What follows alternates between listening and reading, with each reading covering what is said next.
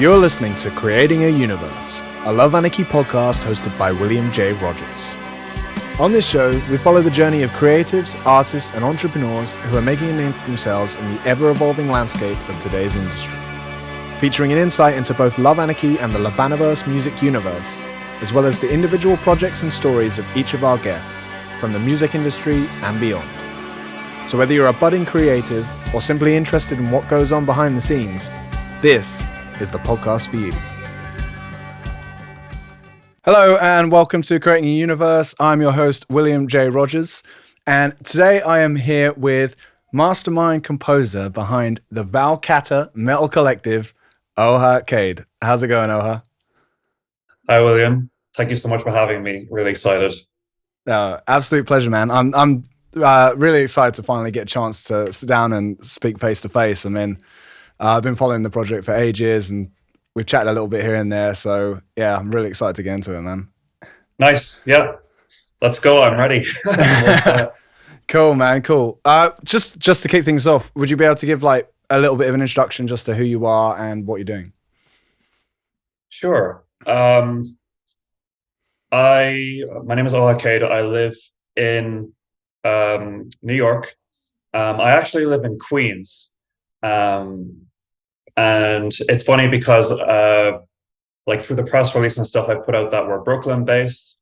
But my boyfriend Gus, who I live with, he recently called me out and he was like, "You live in Queens, you realize that, right?"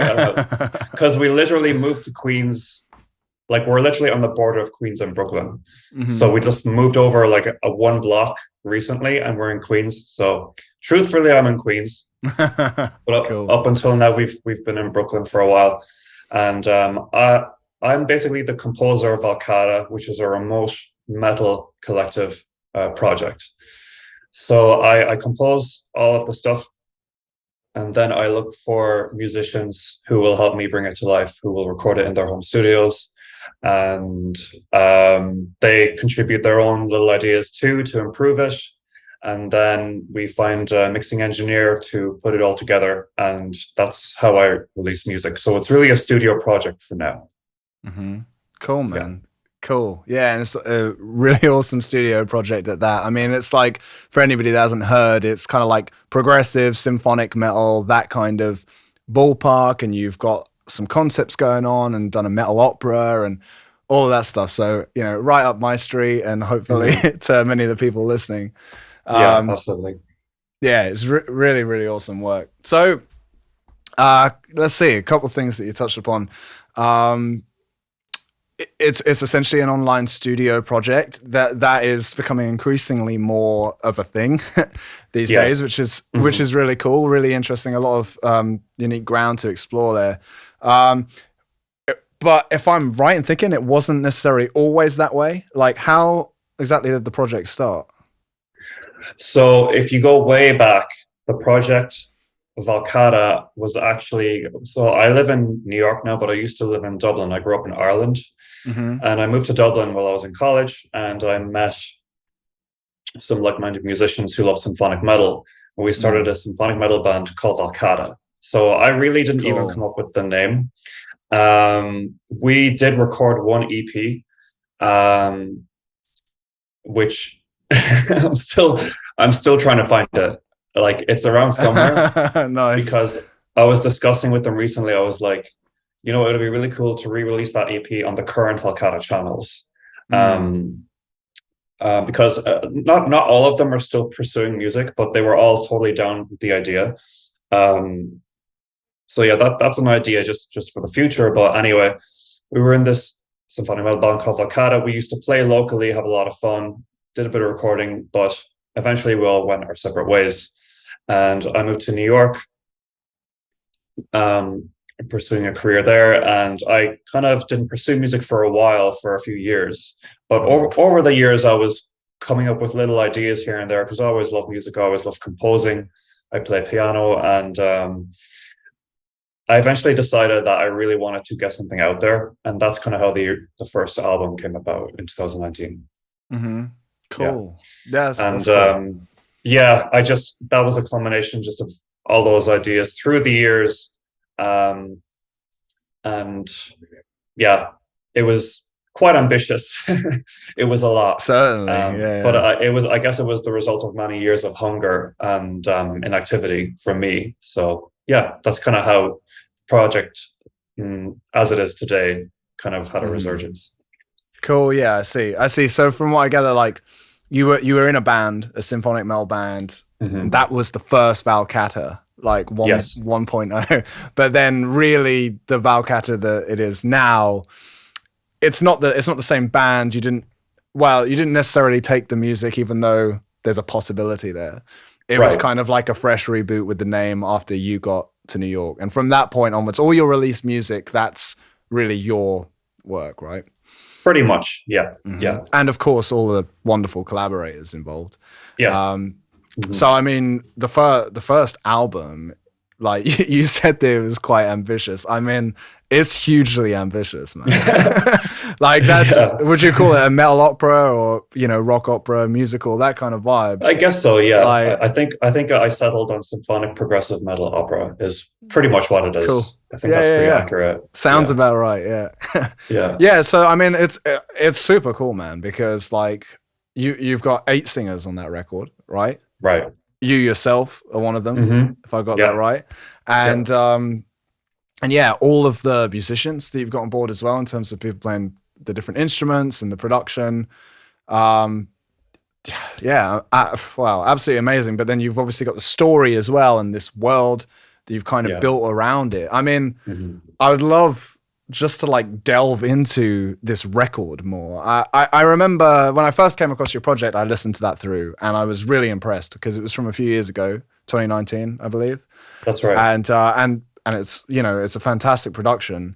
And then, I listened to it over again today before speaking. And yeah, man, I was really into it this time because like I actually went on the website. You've got all of the lyrics where there's the characters and it kind of tells you what's going on in each song. And that's awesome, man. So perhaps like plenty of people wouldn't have even heard it before. So if you could delve into it a bit more, I'd love to just kind of get into that. Well, first of all, thank you for listening. I really appreciate that you took the time to revisit it and go into the lyrics and the story and stuff. It always warms my heart to hear that anybody has done that, because that was really such a labor of love, that whole album. And I bet, I really worked hard on it. So I just love the idea of people still listening to it, today. So the story, the way I work is I really compose the music first. Sometimes I'll be in like a whatever mood, like I'll really feel like this is a nice happy vibe that I kind of feel like writing, or this is a really dark, intense, I really want some crushing riffs right now situation. And I kind of let the music form itself first, and then the lyrics came a little bit after. So I would really write the lyrics to the music and then see what story was naturally emerging. Okay, cool. And yeah, it's like it all kind of happened at once. I think the reason there was 8 singers is because I was really inspired by Ayreon, the Source album. Right, yeah. I can hear the Ayreon inspiration for sure. Like, yeah. Definitely works in that ballpark. Yeah, I heard that album and I was just blown away, and I was like, I can totally like do this. I can sort of make this happen. And I just love the idea of there being different voice tones at different points in the song. And I enjoyed the challenge of giving everyone equal time also. And also like the interplay of like, it was almost like a math equation, because I kind of wanted every singer a moment to harmonize with another one. You know what I mean? Nice. So like, because obviously there's different textures that can be created with those different equations. So that's yeah, a that's really cool kind of, way to think about it. Yeah, that's kind of how it came about. And the story, well, again, I was inspired by Ayreon. It's a whole sci-fi thing, and I've always loved sci-fi, and I've always loved like action movies and comic books and Marvel, that kind of stuff. So it was easy for me to create this like sci-fi story. And the story basically is that it starts off with a story about the Valcatans, planet called Valcata. and the planet has been like undergoing this heat wave that has really destroyed it over many years. And a special team is deployed into space to search for a new inhabitable planet. And they head out into space and they reach this portal. They don't know where it goes, but really the story is about how the portal goes to Earth. But a lot of the people on Earth are like villainous, and the Valcatans usually the kind of the good guys. So like there's a little bit of like commentary and messaging there and a little bit of fun, but the overall message is just kind of one of eventual like peace, harmony, acceptance, welcoming, that kind of thing. Yeah, awesome, man.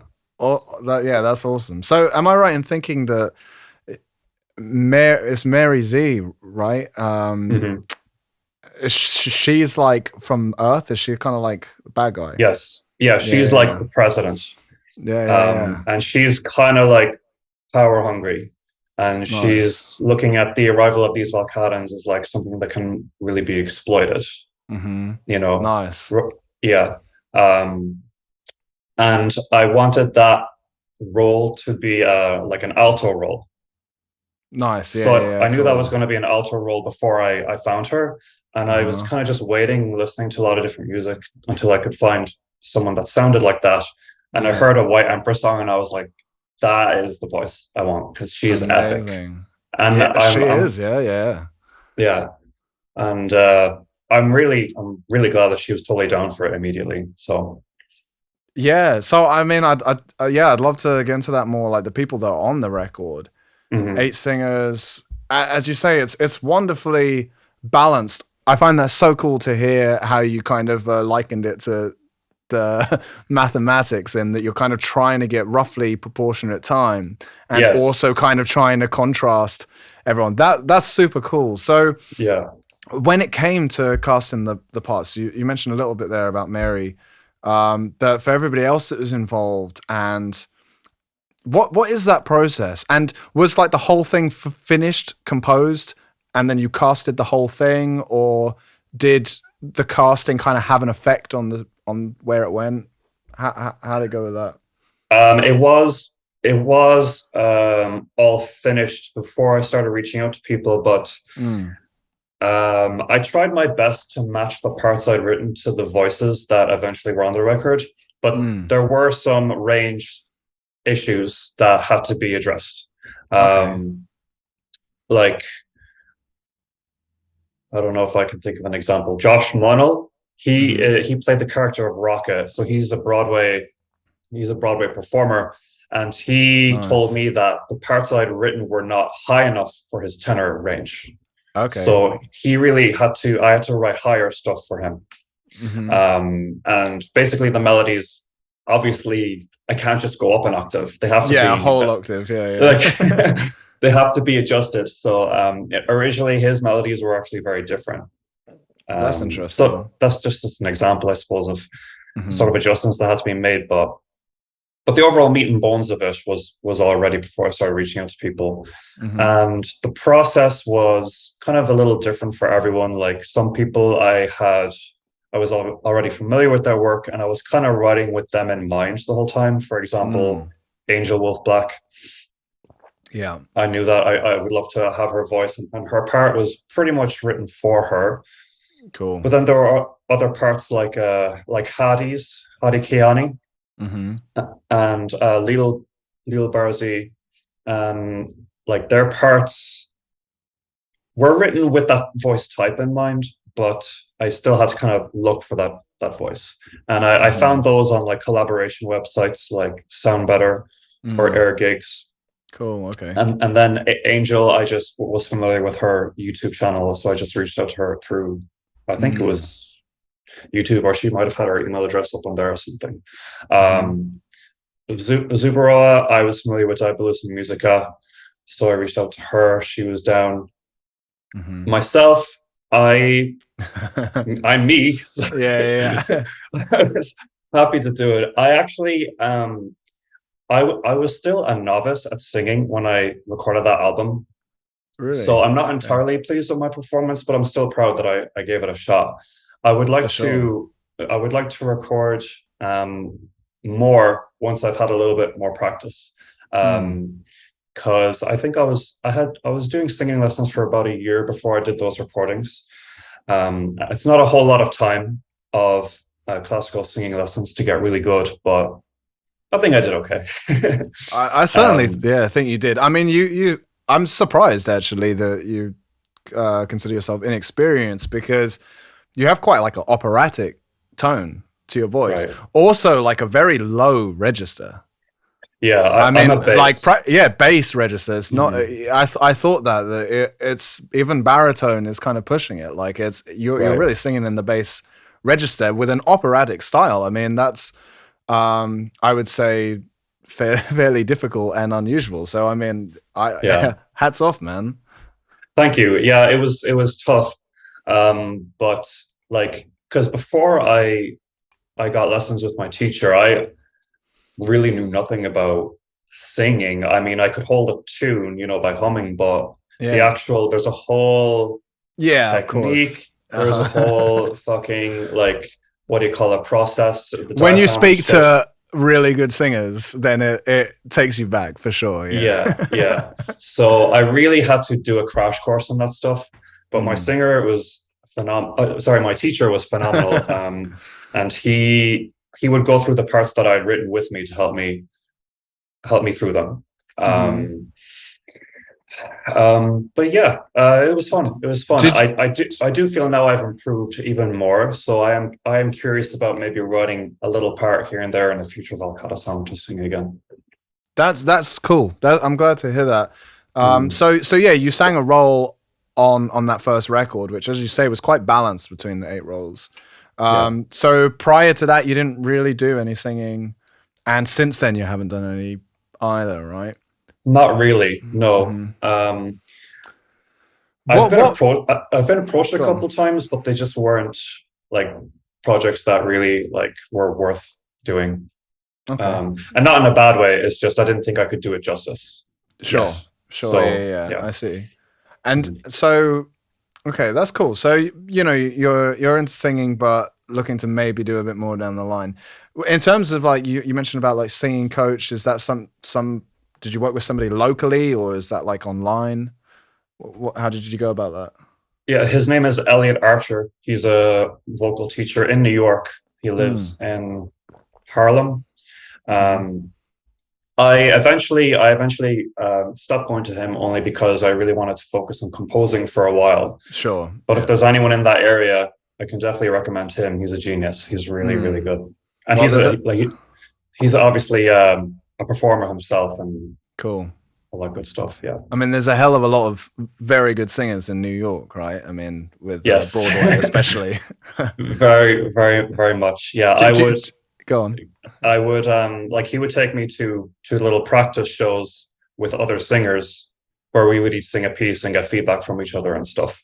Wow. So I have witnessed firsthand the kind of talent is out there. It's very intimidating. Yeah. But it's also really cool to see everyone so passionate like that. Man, especially like for me, I find the theaters. If you go to Broadway and watch musicals like that, like that's a whole other level of vocals, man. Do you get to Broadway much? I try to as much as I can. It's just really expensive. Yeah. I bet. I mean, I did meet someone at a gathering recently who, like, he's a performer on Broadway, and he gave me like a tip for getting cheap tickets, and I can't remember what it is now. I wish I could remember. But there's ways of like going more often. So I really kind of got to look into that, but I absolutely love musicals. I really, really like musicals. I would assume it kind of comes across in our material sometimes. For sure, yeah. And I think my love for musicals really comes from just being such a Disney fan as a kid. Cool. Because, the vocalists in those movies would have a lot of musical theater training and stuff, like Lea Salonga. Of course, very, very musically influenced stuff. Which are your favorites then? Which are the ones that impacted you the most? The Lion King. Yeah, Lion King, amazing. The Lion King, Beauty and the Beast, and Aladdin probably are Cool. my three favorites.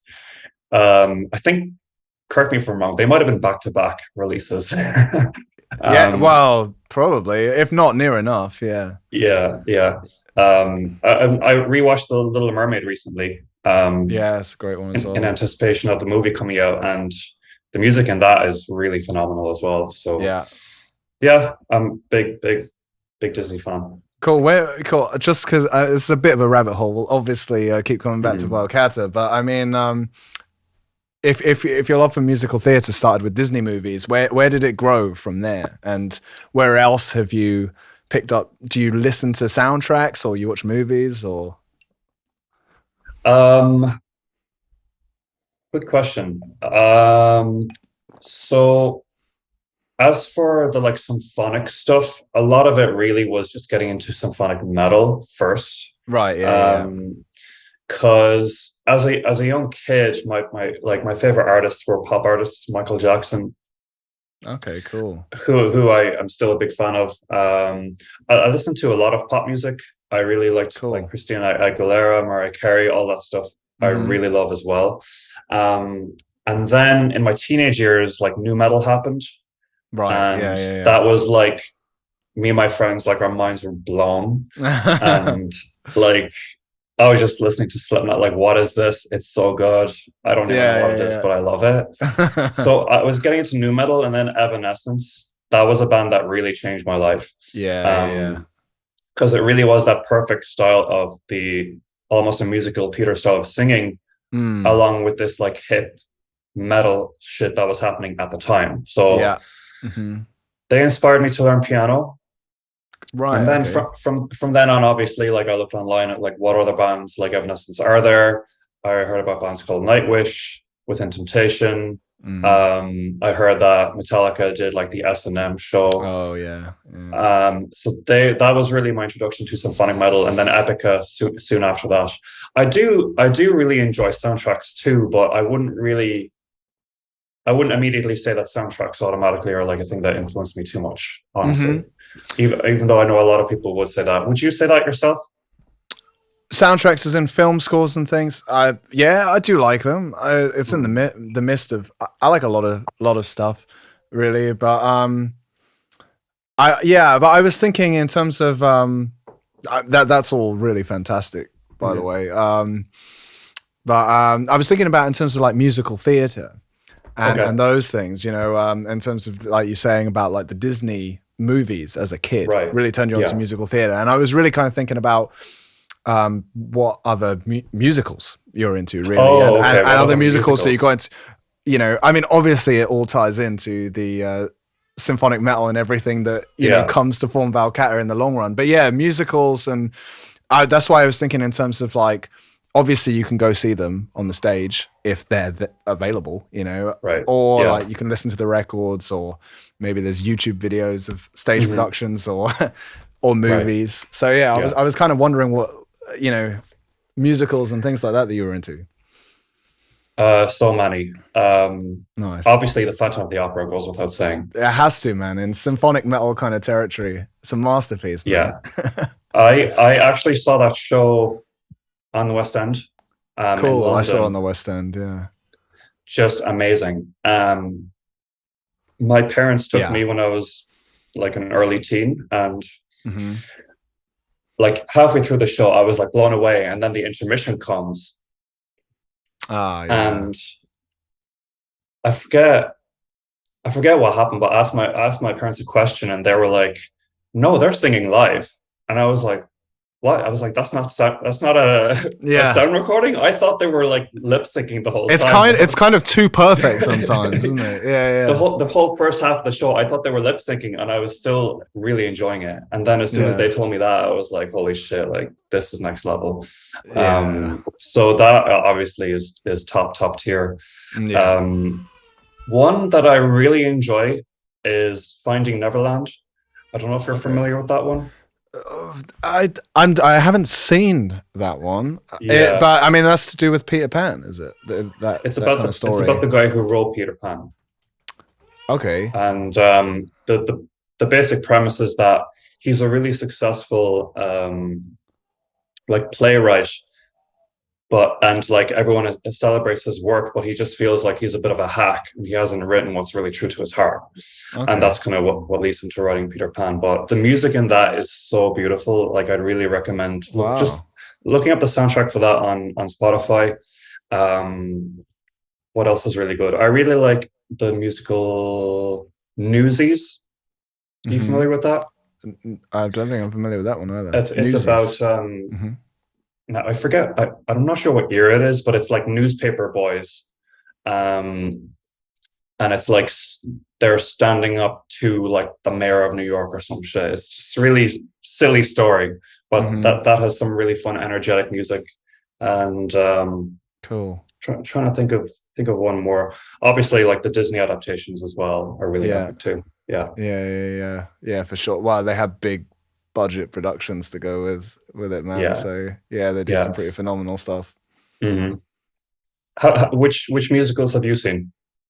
Oh, do you know what it was? Is in particular, I went through a phase, right, where I'm originally from London, and I kind of throughout my life just kept moving out of London and back to London. And at one point, I found myself back in London. It was 20. I don't know. It was when I was like 22. It was whatever, and I thought, like, I spent ages going out to gigs every night, like local band gigs and doing all of that, and I kind of burnt out after that for a while. And so to get re-inspired, I really got super into musical theater and like opera and classical as well. But like I really got hooked on musical theater, and I was in London, and I thought, like, okay, I'm not gonna live in London forever, so I'm really gonna make the most of it whilst I'm here. Right. And so I actually did kind of what probably your friend was saying at that party, which is I worked out the best ways to get like cheap tickets. Yeah. There was a few different ways. If anybody ever wants advice on that, then get in touch. But yeah, I had a couple of things, especially when you buy them like short notice. And also if you're open-minded about what you see, like if you just walk down to the West End and you're kind of just happy to go and see a show, right? Then yeah, you can get some really cheap tickets. I mean, I to be honest, it was a bit crazy. I was going to like at least 3 shows a week, probably. Wow. for a while. I'm so jealous. Man, what was crazy is like I wasn't even expecting it. I ended up like winning some competition where I had viewed, like, I was in like one of the top 3 people who watched the most musical theater in that month or whatever, and they gave me like some rebate or like loads of free tickets or something. It was mad. So I saw like so many shows. I have a stack of tickets somewhere that's like that. Anything that was on, I think 2018 it was, and so anything that was on in London in 2018 practically I saw. But it was so cool. I just like was absorbing it. I was just I was obsessed, man. I mean, it's just such a amazing art form, man. Such a spectacle. And even if it's not dazzling, just to have those performers there and putting on those shows, it's incredible, man. Absolutely incredible. Really amazing. The fact that they do it night after night also is ridiculous. Yeah, it's a phenomenal standard, man. Like, and as you say, like, especially when you think about something like singing, that kind of that pulls you back, and you're just like, whoa, that's something else, Big time. I was a singer in a rock band, but like, after I was really into that, I actually kind of withdrew a little bit and was like, I can't sing. There's real passion on the stage also because it's so competitive to get on that stage. Like the casting sessions must be crazy for that stuff. It's the best of the best, really. It's such a level of talent. But I've never been to Broadway. I've never been to New York. I've never even been to the States, to be honest. So one day I'd love to check that out. But the West End, I'm definitely well acquainted with. I've probably been in every theater there. Yeah. Have you ever? I'm just thinking of other musicals that I enjoy now. Have you seen Cats? So they didn't have any production of it live. Oh, really? When unfortunately, it was a very long running show, but it finished before my time, I suppose. I have, I've listened to that soundtrack many times, various versions of it, and the film as well. of Right. the production. Not, Yeah. I didn't see the film with the CG one. I'm I not sure tried how that watching it. was, but it looked freaky, man. I tried watching it, but it is unwatchable. No offense. Yeah, it to looks anyone who likes it. crazy. It's rough. It's rough. Yeah. Yeah. Like, because I love the music so much, I thought that maybe I'd enjoy it, but it wasn't Mhm. even just the creepy CGI. Just the pacing of it was a bit off, and Yeah, there better was luck next time. Yeah. there was a lot of criticism about it. Musicals are a hard thing to get right in movies, and I feel as if they kind of always get slack no matter what, especially actors singing, which is a difficult thing because you want a big star actor, to play your part in a movie, but you also want a good singer. So Yeah. I think that they get it a bit rough sometimes. Like, to be honest, personally, especially for like accessibility reasons, I think I like the Phantom of the Opera movie. I like the Les Mis movie as well. It's a whole other thing to see those shows in real life, though, and those two in particular are absolute masterpieces, man. Like, Right. yeah, those two. I mean, they're the longest running for a reason. Like, Yeah. absolutely mind blowing, man. Unfortunately, I haven't seen Les Mis live, but I would love to. Do they still have that in Broadway? Or I couldn't tell you. Okay. Again, because of the price, it's like I don't really go to a whole lot of shows these days anymore. But lately, I have had that hankering. So if it's playing, I'll certainly go see it. It might even be on like an off-Broadway, smaller stage situation. So I'd be definitely down for that. What about actual like opera shows? Have you seen any of those? Yeah. So I was going to those as well. I went to a bunch at English National Opera, which is at the London Coliseum, which is an awesome venue. But then after a while, I worked out how to get decent price tickets for the Royal Opera House, and so I saw a bunch there as well, which were really wonderful. Yeah. Best ones I've seen. I seen the Magic Flute a few times, Mozart. And that varied wildly. Oh, I spoke about that one with Pete. I think, I think in the podcast episode that I did with Pete, I think we were speaking about Magic Flute because I saw a production of it, which was very strange. They tried to like be kind of hip with it, I suppose, and they did it where they were all like in tracksuits and stuff, which I wasn't expecting at all. Like, I had no idea that was going to happen, so I was actually pretty disappointed, to be honest. But the one at the Royal Opera House, was proper. I'm not too familiar with opera shows myself, and I'm not too familiar with that one, except for one aria that my teacher made me learn from it. Okay. But that would be one of your favorites? Yeah, I would say so. I like that it's kind of like fantasy, so it kind of has that bridge into what we're more used to in the metal world, I suppose, kind of epic fantasy. I love like the Wagner ones as well. I mean, they're kind of like so kind of over the top in that way. Yeah. There was just really one proper one that I saw, and it was on a really small stage in Brooklyn, and it was Othello. Cool. And apparently, I could be wrong about this, but I think there's actually two versions of Othello, like two classical, separate like opera shows that were written based on that story. And I think I saw the more recent one, and when I say recent, I mean I don't know. This could be like 200 years old. Yeah. But sure. Like I really loved it because the vocal lines were really busy. Right. Yeah. It was very like vocal acrobatic stuff, and that's not really what I was expecting. I guess when I think of opera, I think of really just long, extended like notes all the time. But these people were like doing runs and stuff, so it was really impressive. Yeah. Nice. So I'd recommend that to anyone who's curious. Cool. Yeah, man. Yeah, I mean, I'm definitely gonna check out. Like, I'm gonna watch over the footage and check out anything that you mentioned here that I'm not familiar with. But nice. Are you into classical music much? Like, is that played much? I enjoy it. I wouldn't seek it out. I have like a classical music playlist on Spotify that I might put on like a relaxing day and stuff. There's definitely obviously a few key tunes that I absolutely love, like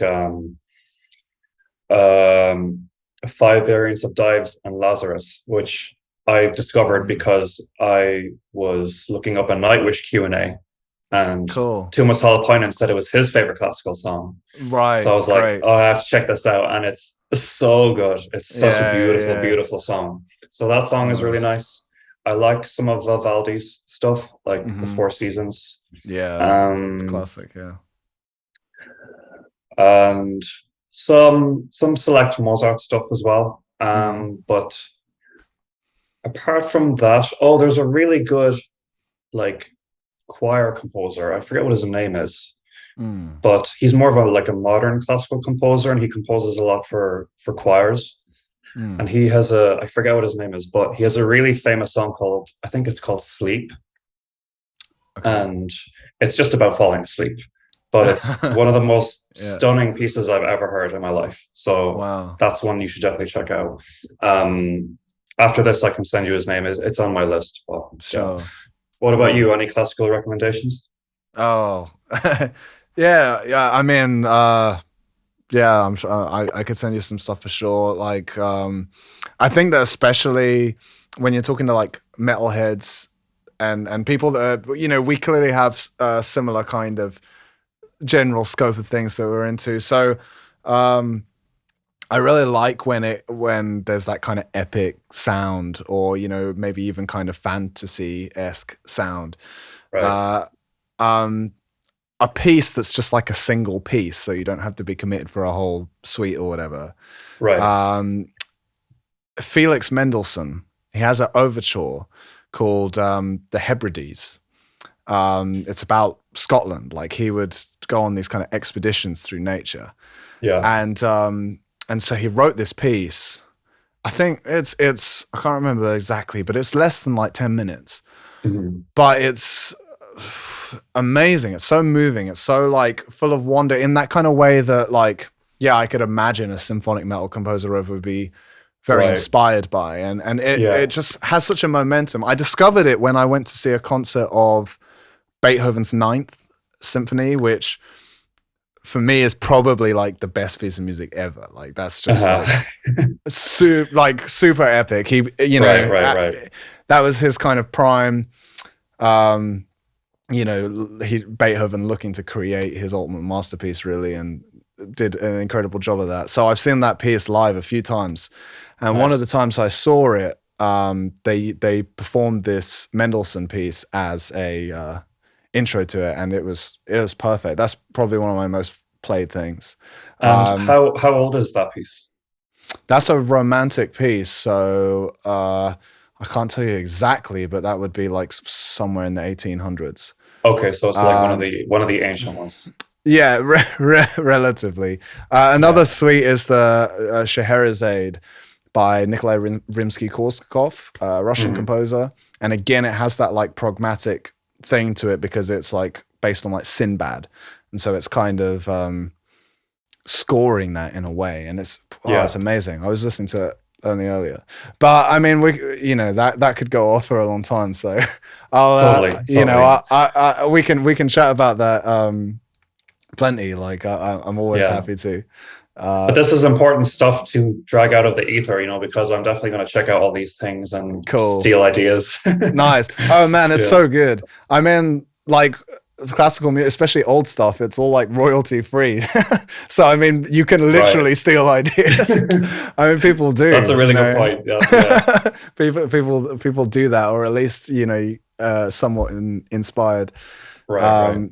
I remember seeing something once. I can't remember exactly now, but it was like famous pop songs basically that were like directly quoting phrases from classical music, and there was like Coldplay songs and stuff in that. Like, yeah. So yeah, it was interesting. It was interesting to see for sure.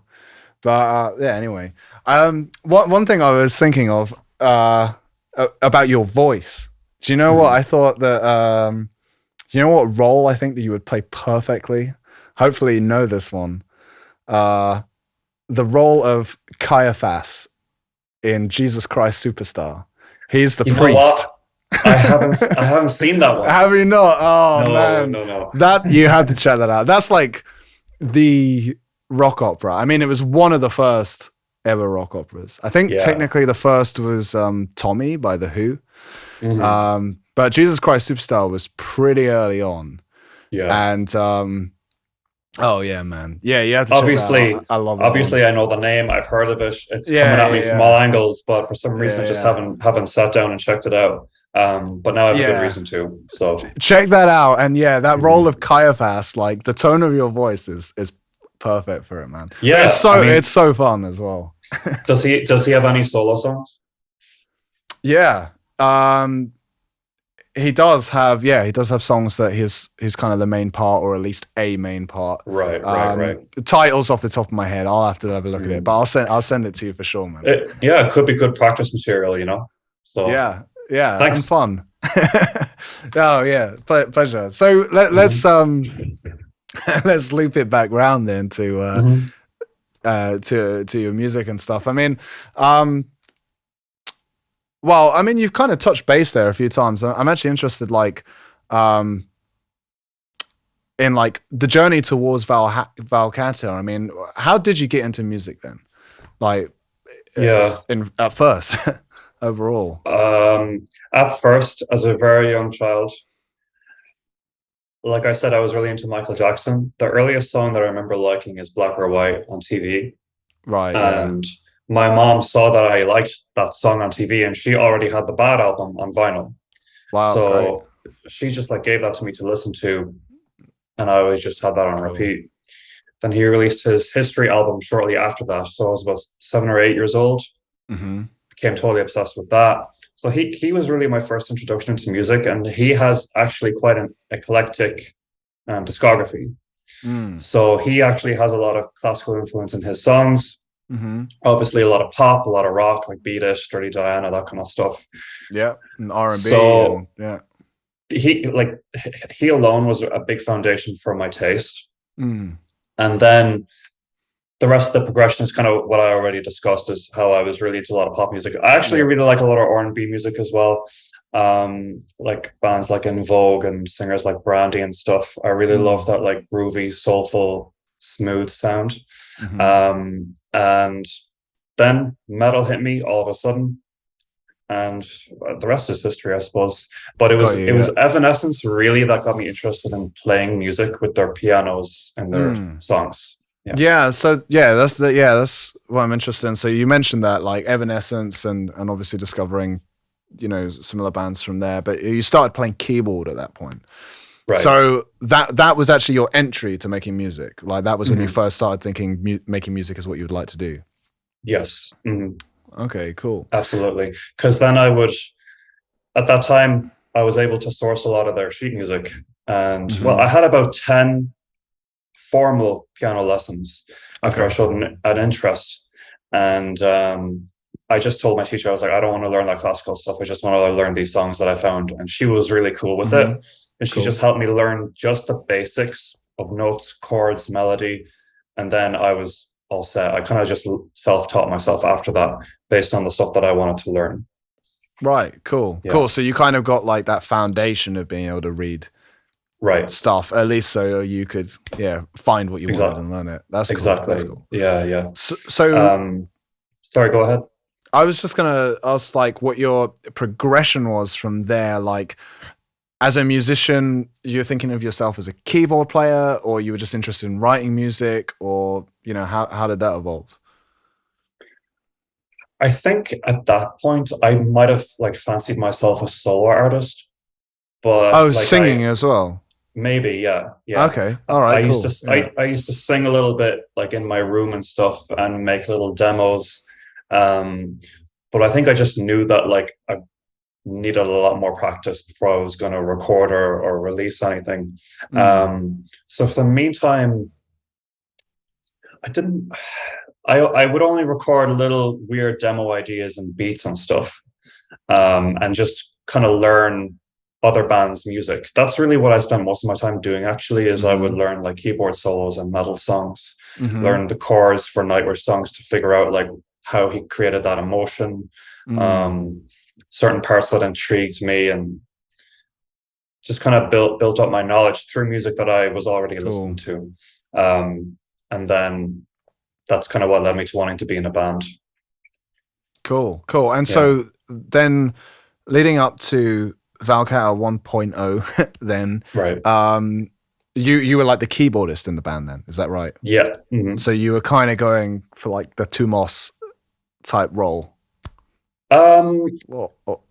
Sort of, because I was one of many songwriters in that band. Okay, cool. I was actually already joining a band that had already formed. I see. Okay. All right. So they had a whole bunch of their own songs ready to go. And I came in with a couple ideas for my own songs. So it was kind of a case of everyone kind of had their own songs, and we would all play all the songs. And if we had ideas for improving things, then we would do it. But everyone had their own songs, and we had fun playing. And it just so happened that everyone in that band was extremely talented as well, which is kind of why I want to re-release some of that stuff, you know. Great. Yeah, cool. Yeah. Was that your first band then, or did you do anything before? That was my first and only band. Apart from that, I did a little bit of busking on the street. Wow, that's brave. Singing with one of the guys in the band, the guitarist. He would play acoustic guitar and I would sing in the street, and that was fun. Wow. That was fun for sure. But that's like the only other thing I can think of in terms of like performing with a band. That does take, it takes some front though, especially to sing in the street like that. I feel like I'd be too nervous for that, to be honest. For some reason, I wasn't. I was confident enough, and I feel like I wasn't even that good. But people will stop and listen to you because they just like, I guess, the novelty of it. So were you singing covers and stuff, or? Yeah, just covers. And really. You were singing in like bass register, or you? At that time, I didn't know that I was a bass, so I was probably aiming a little high. Yeah. So it like Michael Jackson songs, but like 2 octaves down. No, I wasn't quite that ambitious. We were doing mainly like traditional folk songs, and really well. That makes sense for Ireland. Yeah, pop songs. Yeah, exactly. Yeah, cool, man. That's cool. Yeah. Cool. So how long were you kind of into like the gigging? Did you do much gigging as a band? Or you said like local band and. Yeah, we did. We did quite a few shows around Dublin City. There was some places that we like preferred, obviously, and we would do regular shows in the same places because we would like know those people or whatever. But now and again, like the bassist in our band was really good promo wise at reaching out to people and finding that kind of stuff.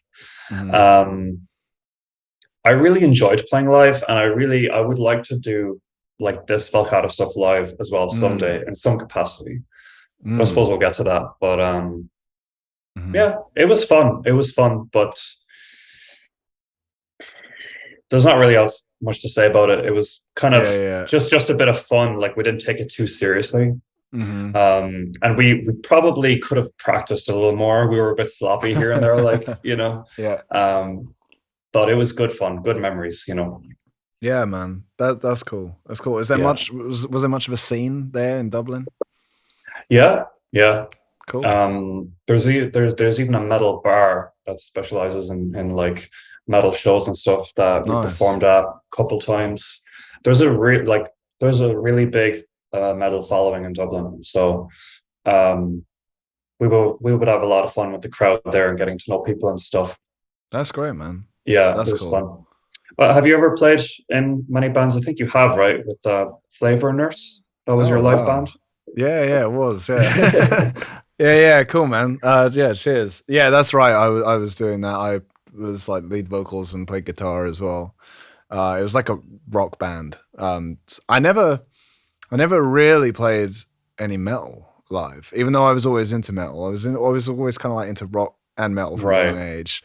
And I did form a few metal projects throughout my teens and stuff, but they never materialized to being like properly on stage. It was always difficult to get a good enough group of musicians together. Yeah. It's hard. It's hard stuff to pull off, you know. It really is, man. And I mean, at least with like a rock band, you can get away with having people that can sort of play with character, Mm. whereas like for a lot of metal, you need people that can like really hold it together, especially like a drummer. I mean, Yeah, you need someone that can really like keep up double kicks and stuff through a set. That's hard work, man. I can only imagine. Yeah. I really bow in the face of people like Mm. talented drummers and guitarists who can perform this stuff. It's crazy. Yeah, it's tough. Yeah, so I did that for a while, mostly around London. Never really kind of broke out the local band kind of level either, really. But it's also because Mm. I was also thinking about loads of other stuff, kind of like like yourself, I'm sure. Yeah. Um, but what brought you to New York then, or to the States in general? So I studied in visual communications, which is basically graphic design. Okay, cool. And basically, I don't know how it is in the UK, but in Ireland, as soon as you graduate, you can get a J1 visa pretty easily after you graduate, Okay, for like just work experience.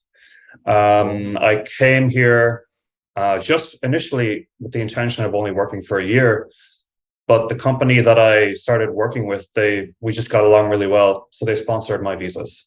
And Cool. Nice. at this point, I have a green card, which is great. I don't really have to worry about visas anymore, so I can kind of come and go as I please. Cool. That's kind of a reason why a lot of my time was taken up over the years, because those Coming extra and hours going. were spent filling out forms and Oh going to man. the lawyers' meetings and just Yeah. nightmarish kind of Mhm. stuff.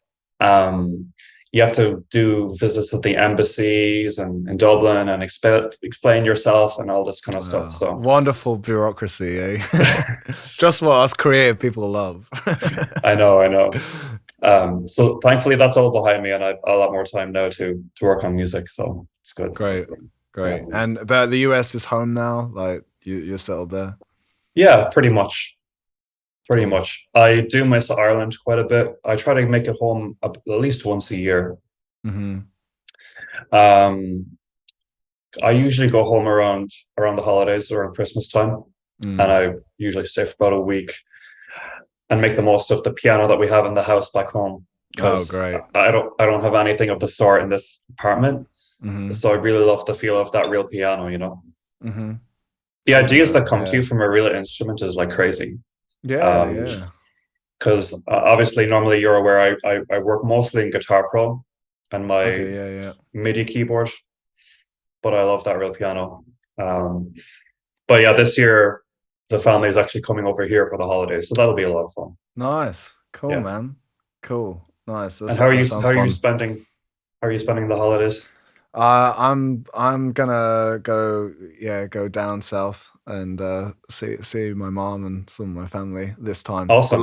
Awesome. last few we've kind of just kept it quiet at home because there's Yeah. lockdowns and everything. So yeah, it'll be cool. So do you mind if I ask, like, do Sure. they enjoy your music? Do they listen to it? Yeah, I suppose. I Yeah. mean, like everyone is supportive enough. Great. I feel Yeah. like I'm probably mm, more self-conscious, especially when it comes to close Mhm. connections like that. But they're at Right. least nice about it. So yeah. Yeah. But what It's about you? Do you have that? it's the exact same situation really, where it's just not their taste, but Sure. they're still really impressed by the stuff that I'm able to achieve and create. Hmm. So they can kind of see it on that level and they really appreciate it on that level, but it's not something that they would like put on. They're not going to stick on a Slipknot Exactly. or Metallica record and Well, rock out. So that's it.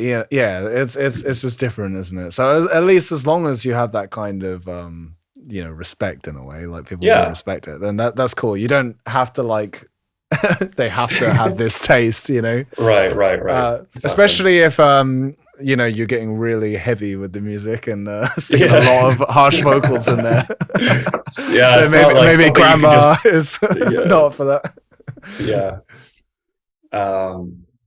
I remember I showed some of my work to my family during one of these Christmas visits, Hmm. and one of their friends was over, and he was kind of an older gentleman. And Yeah. after I played the song, he was like, "I feel like sometimes less is more." And I was like, oh, bless him. fair enough, brother. Fair enough. Yeah, fair enough. Exactly. Yeah. I mean, that's totally fair, isn't it? This kind of progressive metal stuff is all very like it's very out there. It's very bombastic. It's a lot. Exactly, man. Exactly. We kind of like throw the kitchen sink at it, you know. So yeah, exactly, man. It doesn't have to be everyone's cup of tea. That's because if we don't make it over the top and stuff, like who is going to do that? It's gotta be someone doing it, right? Exactly, man. There's a spectrum for everything out there, so you just got to do what calls to you, man. But totally. So I mean, talking of your process then a little bit, we were speaking about recording the first album and everything involved in that, and I mean, I got to actually see a little bit of you working, which was really cool, and kind of talked about it a little bit, but you what is your process exactly? Like, would you be able to break it down, especially for like people listening? Sure. Often it will start with like a single idea in my head that will come to me just out of the blue. And I'll put that in Guitar Pro real quick. And I'll just see how I feel about it. And then I'll just kind of start adding stuff. It's a very slow, methodical process, really. It's usually not a whole lot of stuff comes right to me except for that initial idea. It could be just like a melody or a tune or like a riff just in my head, like, you know, whatever. And I'll just put that in Guitar Pro and see how it sounds. Like, for example, Tower, right? Yeah. So the first thing that came to me in Tower was actually there's a violin solo in the middle of it. And it kind of has a melody like na na na na na na na na na, and that was the starting point for that song. Wow. And I like, so that already gives you a bit of melody and it gives you like the tempo that you're working with. So I just started with that violin melody and kind of built it out around there. Wow, cool. But apart from that, it is really a whole lot of just staring at the screen and obsessing over the smallest details until it's as good as it can possibly be, because anything less than that is no good. Because especially when I'm an independent artist and I have to put like my money and my time into it, there is some really good advice going around out there where it's like we really should be trying to get music out faster, for content, right, for engagement and stuff. But for me, I can't afford to do that. I don't have the money to do that. It's just, you know, it's fine if you have, you might be able to do that a little bit. I'm making assumptions, but you have like more of a home studio situation. Like you might be able to record stuff faster than me. I have like no recording capabilities at all. So I really like invest my time and money into finding people, seeing if they're cool with recording it in their own time and stuff. So I have to be satisfied with what I write before I put it out there. I mean, I can tell that you have this like kind of perfectionistic quality to you, but to be honest, like I can tell that from the music, which is a very good sign. Okay. You know, because like I think that it's quite clear that you have pretty high standards and you do write with a lot of detail. Like it is quite dazzling what's, you know, all of the things that are going on in your pieces. And then that is so kind of you. Thank you so much. It's a pleasure, man. I appreciate it. But you also do like invest so much into it, and yeah, as you say, you're not recording yourself. You're literally like hiring people for like every single thing. And I mean, you go the extra mile, man. Like even the strings and stuff. You're hiring to have real strings there instead of just, you know, MIDI strings. And man, it makes a difference. Like the strings sound fantastic in your music. So I can imagine the fact that you're kind of going so big on it means that you really want to get it right. Yes.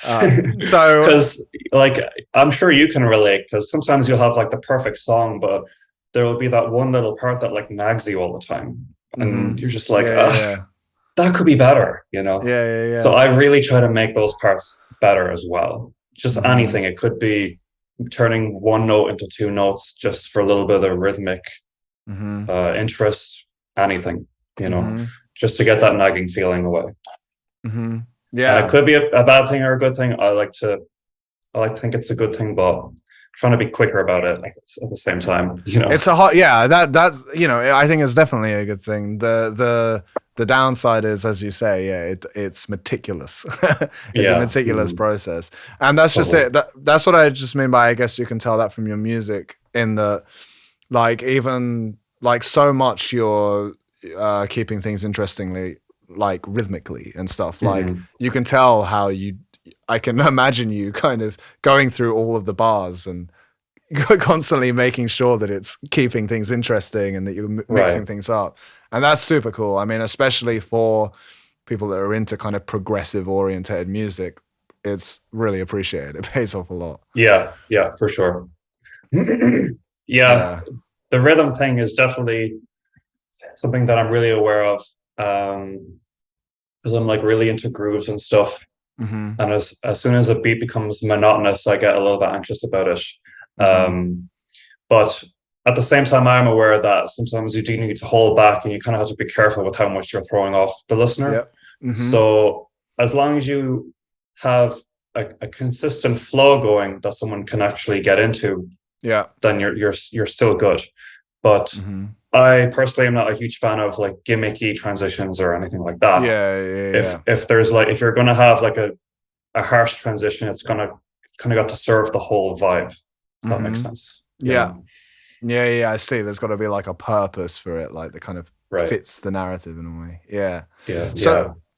But then like, so the whole thing is composed like you just meticulously in Guitar Pro, basically. That's the composition process. That, and I play around with a little bit of stuff on my MIDI keyboard, just so I can visually hear things before I put them in. So do you go into a DAW at any point? Yeah. I would do that for designing the synth sounds.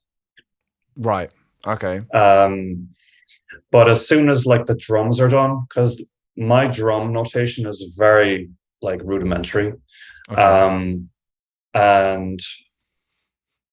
I do have like a pretty strong idea of how I want the drums to sound, but drums are the kind of thing where you really can't control it too much, because it is the feel. There's so much going on. Like for a real person playing it, there's so much going on. You really have to let them feel it out and get into it. Yeah. And so when I work with Jonas, I'll send him those rudimentary drum parts, and usually I'll tell him, try to be as faithful as you can and add your own like spice here and there. And that's pretty much what he does. He pretty much nails it every time, and often he'll include stuff that I would never have thought of, but I love it and I'll keep it. But I usually like to have the drum parts and the guitar parts done before I start doing the synth work. Obviously I compose the synth work in Guitar Pro as well, but I also apply like the sound design to those MIDI notes. And I work in Logic for that. And I could do that before any of the live instrumental work, but I like to have the live instruments to hear how it will actually pair with those tones. It can be a bit easier with synths to like they can be massive, and if you're not careful, like that's gonna really come up against guitars. So it makes a lot of sense. Totally to go that way. That's cool, man. I haven't worked very much in Guitar Pro. I remember using it a little bit, like as a guitarist, learning some tabs back in the day or whatever. But that's an interesting process to me. It's just different, like kind of composing everything. Like how do you get everything down then? Like, because there's some pretty complex stuff in the Arcane Muse, right? How do you get all that down and keep it there and redo it? I pretty much record a song kind of like through the whole, like from scratch basically. Like, so when I'm writing, I'm kind of recording it, and I generally have one project that just keeps evolving until it kind of turns into the final thing. That's how I'm kind of doing a lot of stuff. But that's also because I'm kind of, at least at this stage and the music that I've done so far, I'm doing a lot of it myself, or most of it myself. So I'm kind of able to do that. But in terms of like orchestration and things, like I'm basically doing it all in the MIDI in the DAW. Right. But there are ways, like for me, that's actually a pretty fluid process, and there are ways that you can kind of get it up where you can actually see like what all of the MIDI tracks are doing across the board, you know? So you can kind of almost see like an entire score. It's just instead of musical notation, it's all in MIDI blocks, basically. Totally. And from doing enough of that I feel like it's just kind of become second nature that I can just see MIDI and almost read it like you would, you know, notation. And if anything, it's become easier for me. And also is a quicker workflow because it takes out that process of like scoring it and then exporting it and then turning it into a recording. Instead, it's kind of like all already there, you know? Yeah. That's definitely really efficient. I think that's, you know, what I've found to be the most efficient way to go about it. This is an interesting topic because I have spoken to people before. My friend Louis, who I had on here, is a French composer, guitarist, composer. He does orchestration as well, and he composes everything in, I think, Sibelius, which is like musical notation software. So his workflow is very similar to yours. And I think for him, like, he just really likes that kind of feeling of scoring it, you know? Yeah. Which I can understand. But yeah, from a workflow perspective, yeah, it's definitely easier, I think, to just kind of work with all the MIDI. But I guess what if you have like a whole chorus that you're not happy with? Do you just re-record that part over?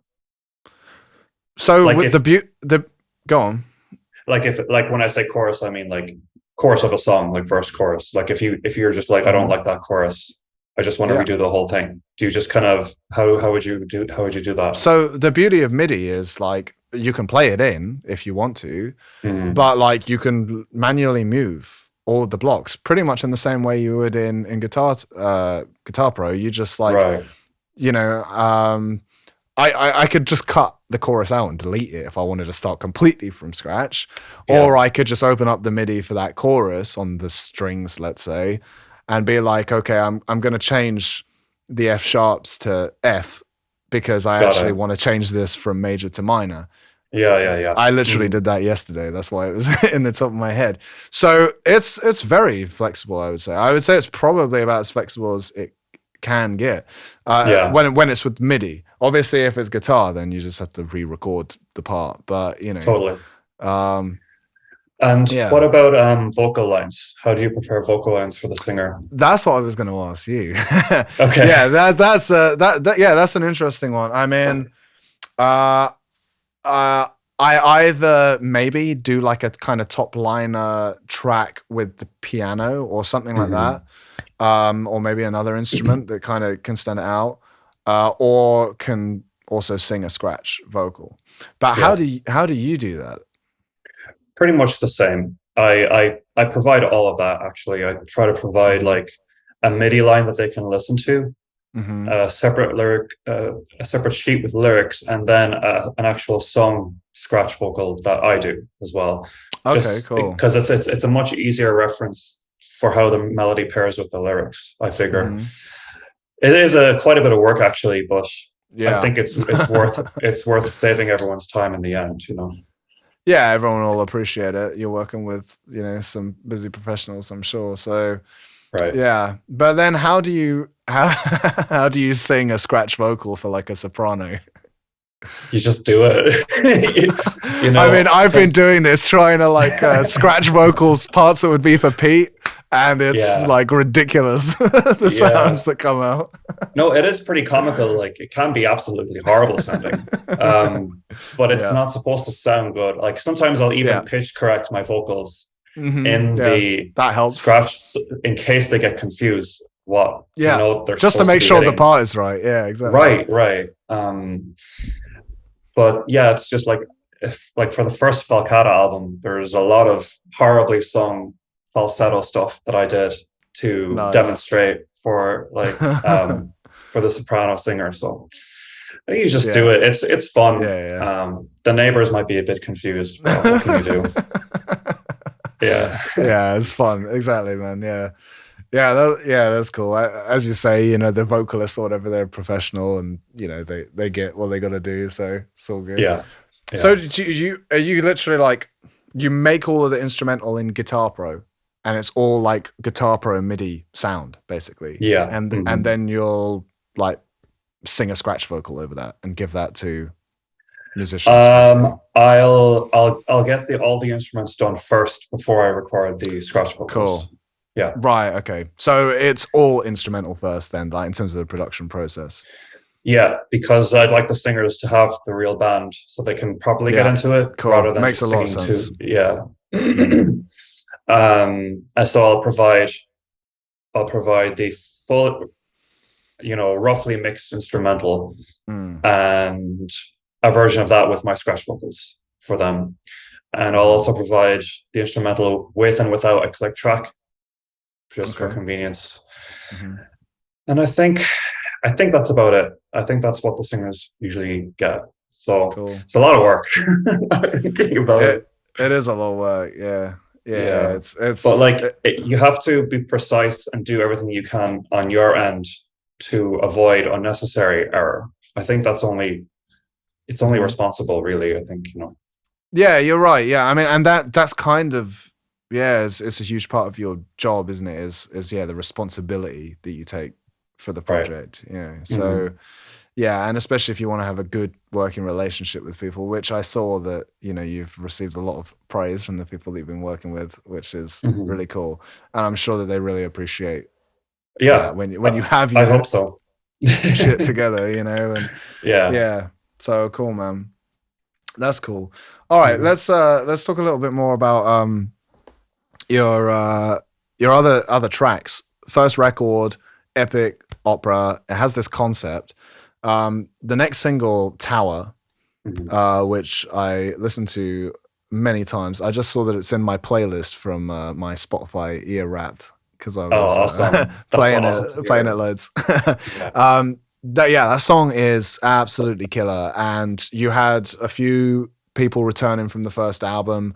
I'm curious about like if this is still playing into the concept and things like that.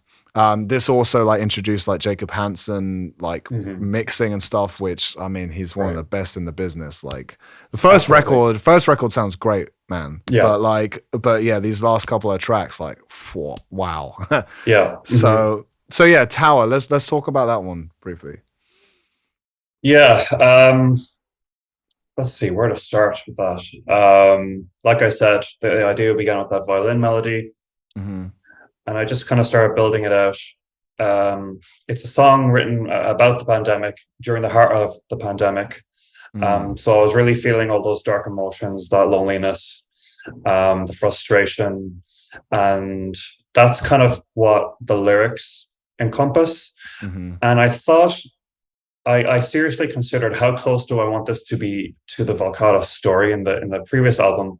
And I thought it would be cool to actually half address it. So basically it's you don't have to know the story to the previous album to really get into that song, but I thought it would be cool that if people were familiar with the original story, that they would be able to tie those characters back to it in terms of what happened at the end of the previous album. So there's a little bit of a hint, because at the end of the previous album there's peace. But there's a hint in Tower here and there that this piece has been interrupted by something or someone.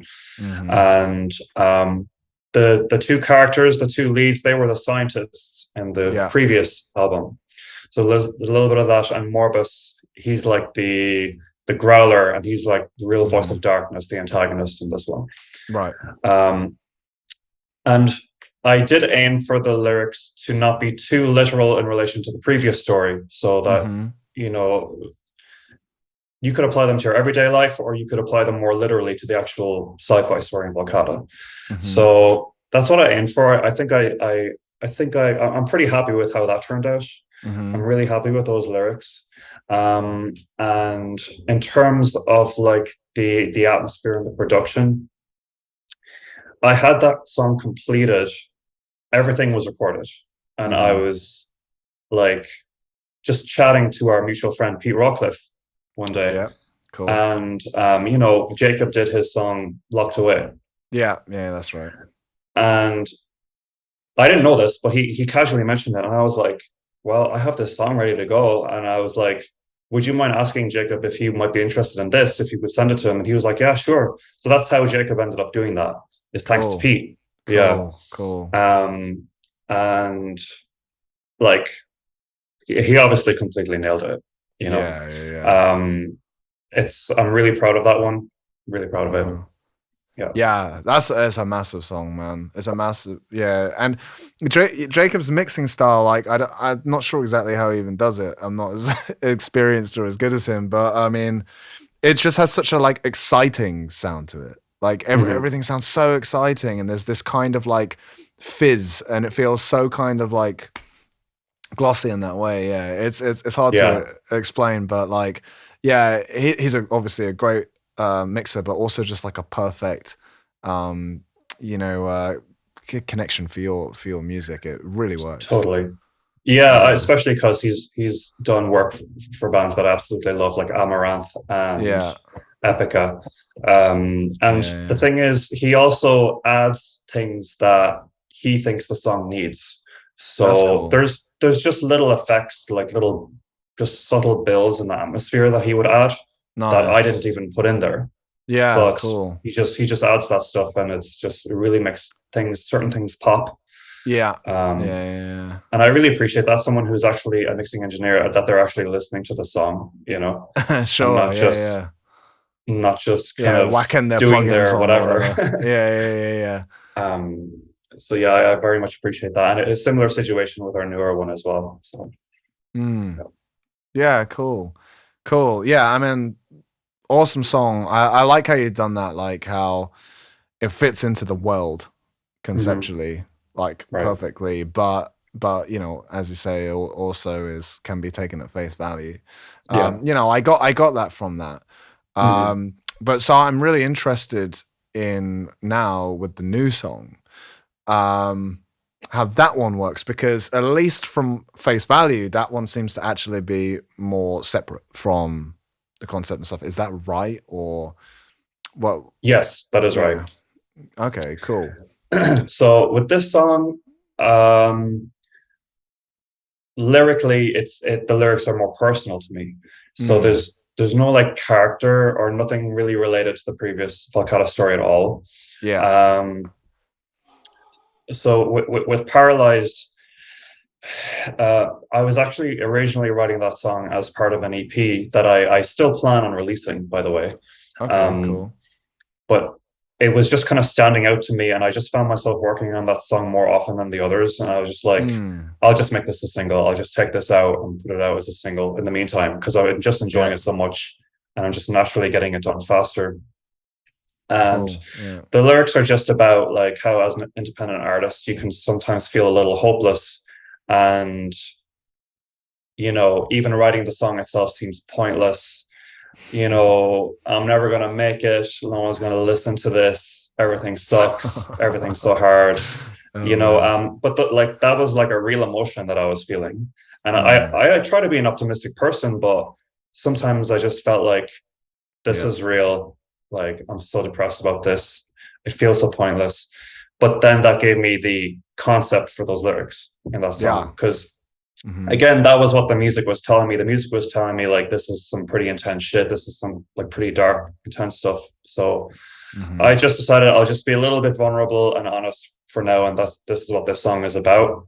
But like, obviously the hope is really in the creation of the song itself. That's how I like to put it, because it's what I love to do, it's what we love to do. So that's how that song came about. That's amazing, man. I forgot to send you the lyrics. I should have done so. But I got the gist. I will happily check those out though. But I did get that message, and you mentioned about it in the kind of release about the meaning of the song there, and oh man, obviously it's very relatable. I'm sure that like probably anyone remotely near our field can relate to that to some degree. You know, if not, then good for them, man. Right. Yeah, good for them. Exactly. But yeah, man. I really feel you, and the song captures it really well. You know, I love this thing. I don't know how you feel about it, but like, I just, more and more people I speak to, even, I really feel reinforce this idea of music as a kind of cathartic release, you know? And that's kind of what it sounds like you're explaining to me, in terms of that you have this buildup of emotion. And in this case, it's kind of more negative emotion, as it often is. Yeah. Exactly. And eventually it kind of builds up to the point that you just have to kind of purge it and like release it. And you create a piece of art through that, you know, and that's kind of that's exactly what's happened here, which is really awesome to have that captured in a song. And like, I think it's all, that, you know, that kind of it's progressive kind of, you know, the chaos that kind of inevitably comes with progressive music when, you know, it's unstable in that way, you know, with the kind of like rhythmically, and there's all these changes and stuff, you know, it's such perfect music for that, to take you on that kind of journey, you know, as this song does. Really, really cool, man. Yeah, thank you so much. I'm really happy with how it turned out, and it also cool. It is cool to kind of put yourself in your lyrics, you know, at least now and then in that way, because it is sort of a time capsule, you know, because you'll never know how you look back on that in 10 or 15 years and see how your life is different and stuff. So I that's how I was just feeling. It was just a natural thing that I felt like I wanted to get out. So I just let it rip. Yeah. Cool. And in terms of the personnel on this one, a couple of new singers and some new musicians as well. Is that right? The personnel is pretty much the same as Tower. It was the same as Tower on musicians. Okay. Yeah. Right. Yeah. Except for the vocalists, who are Stefani and Marcos. And I was just kind of feeling more, just because it's like a more of a personal, like linear story. I was just feeling like one kind of main clean lead, and then someone who could do growls as well, just for the darker element. So I didn't feel the need for too many vocalists on this one, because it wasn't as much of a back and forth, really. So would you say that it's kind of as if like the main clean voice is kind of representing your inner narrative in a way, and then like the growling voice, is that kind of like the shadow self in a way, the kind of negative emotion? Is that a correct assumption? Or something like that? Honestly, they're both pretty negative. They're both downers. I need to read the lyrics. I really the reason I have them both is because, well, I wanted the balance of male and female aesthetically in the choirs, and it's just more of an aesthetic thing to have the two singers as opposed to something conceptual like the last song. So it's really more the aesthetics to give, you know, that it also creates a little bit more chaos too, you know. It's that natural duality, I suppose, and that makes a lot of sense. I was actually wondering, like the backing vocals and stuff, it's still got that Valcata rock opera vibe coming in there, you know. And so is that Stefani and Marcos doing all of those vocals? Yeah. Cool. Wow. Sounds really big as well, and it's not necessarily too obvious as well. That's really cool, man. Yeah, thanks. They killed it. You know? They really killed it. I would love to have Marcos done some lead cleans, but I just thought there's a lot going on in the song already, and I just thought it was just better have one clean lead the whole way through. But I certainly would like to have him again on like a future song in a more clean situation, because like if you could hear those backing vocals in isolation, it's epic. I'd love to. Yeah, man. That's cool. So Stefani and Marcos, then, like, how did you come across them, and what made you choose them for this song?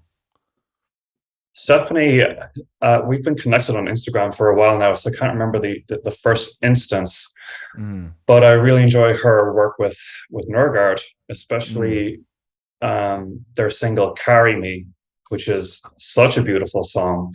Awesome. She really has like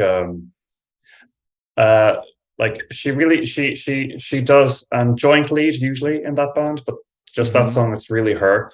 And I just had that song on repeat. Nice. So she was like the top of my mind when it came to approaching like a female lead vocalist for Paralyzed. And because even though Carry Me is a slow song, I did want a little bit of like a sort of passionate angst that she has in her voice. That still came across. And then Marcos, I had just come across him on YouTube because he just does amazing covers. Like he even does like an Evanescence cover just in his own range, and it sounds amazing. And I think he did a Trivium song where he did more like growls, and that was what made me kind of decide that I'd like him to do the growls on it. Cool. Yeah, nice, man. Cool. Yeah. Cool. So, obviously, I'm sure that you got plenty planned, and we'll want to keep things somewhat close to your chest. But you mentioned that this would be part of an EP, hopefully, that's going to come out at some point. What's next for the project? So next is another standalone single. Cool. I'll tell you more about it, but it actually started as a collaboration, more of a collaboration thing, but we decided that it would be better fit as just a straight up Valcata song. Cool. And so it wasn't ever originally planned to be on an EP, so that will just be released as a standalone single also. Oh, so that one won't be part of the EP? Or okay. No. That will also be a standalone single, and that is almost complete in recording at the moment, so it won't be too long until that's out. Yeah. Awesome. And after that, I would like to have the EP out before the end of the year. Next year, I'm assuming. I don't know. We'll see. Yes, next year. Yeah, not this year. 2023. That would be awesome. I'm so excited about those songs too.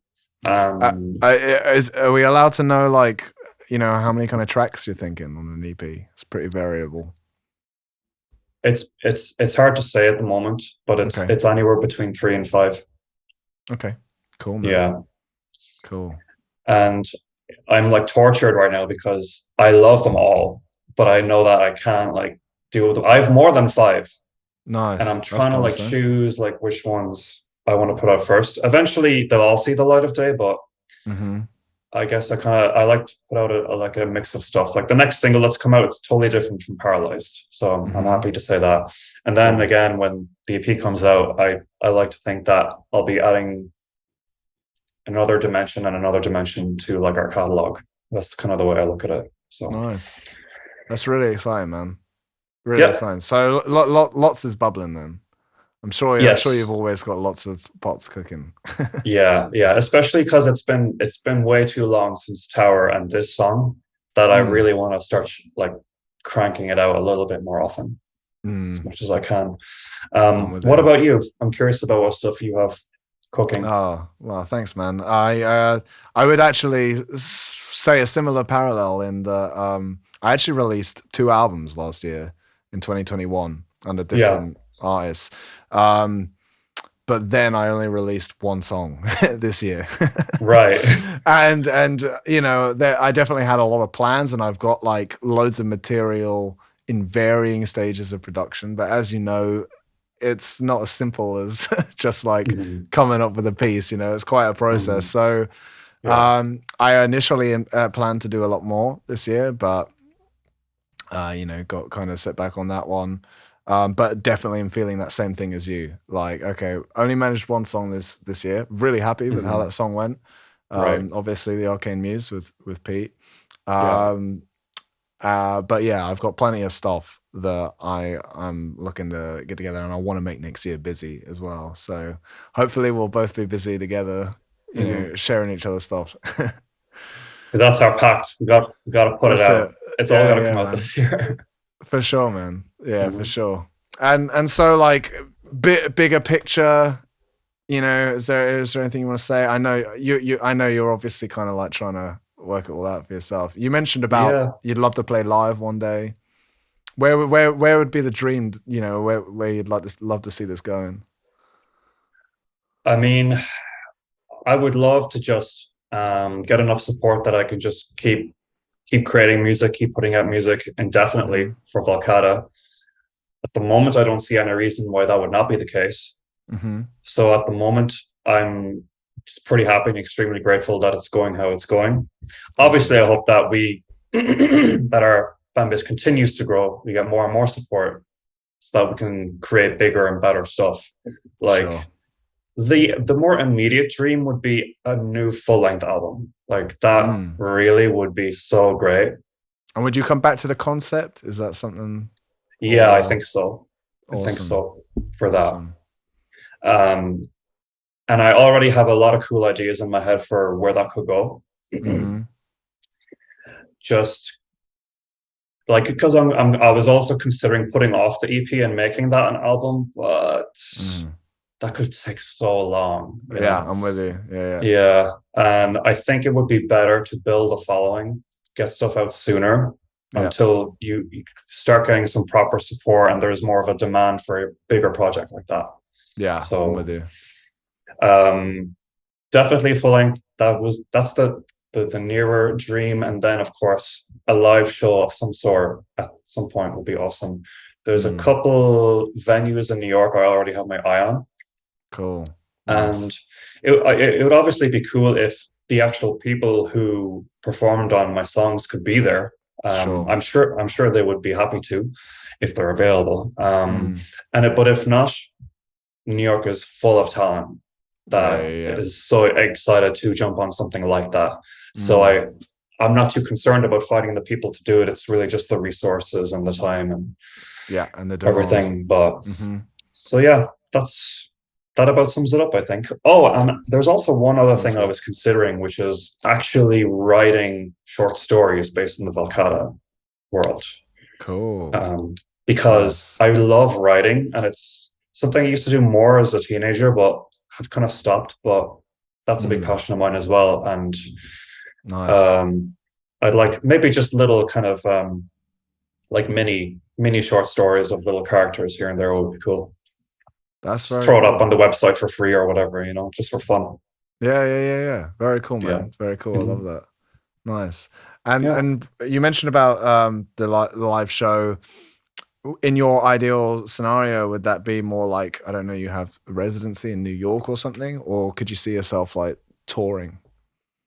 Probably not touring, unfortunately. That would obviously be that would be awesome if it was possible, if there was demand and everything.